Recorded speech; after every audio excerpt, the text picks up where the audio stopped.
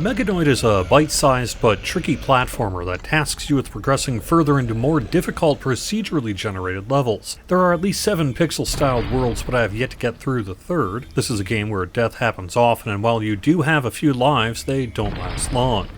Meganoid also has a deep item drop and unlock system that serves as the core, the push and pull of the gameplay. Do you go for items, keys that unlock upgrades, or coins, or do you try to make it down as fast and safely as possible?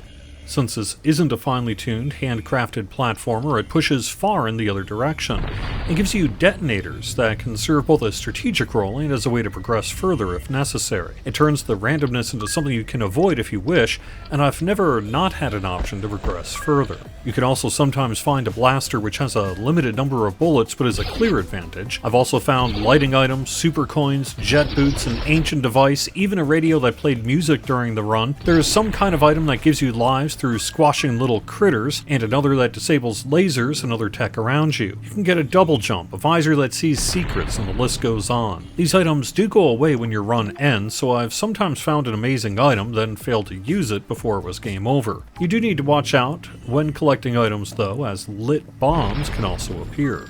The game becomes more fun once you get through the initial learning curve, and learning how to properly deploy what amounts to a wall jump / hold by keeping A pressed while jumping will get you further through the game. In some ways the game is a bit glitchy, getting a character through gaps can be difficult, and there's a bit of cheap death that does happen, even if it's usually your fault.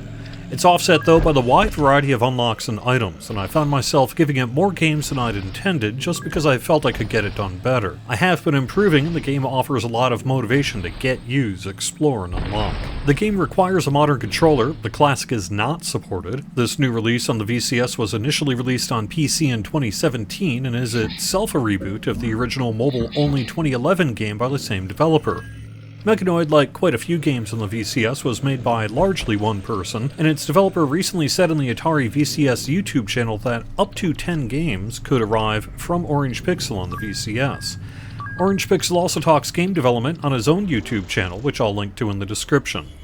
Thanks for watching. I'll have more VCS videos in the coming weeks, including some MS-DOS games in addition to the upcoming Yars Recharged, and anything else that arrives on Atari OS. Liking helps spread the word about the channel, and subscribing gets these videos in your feed. Have fun!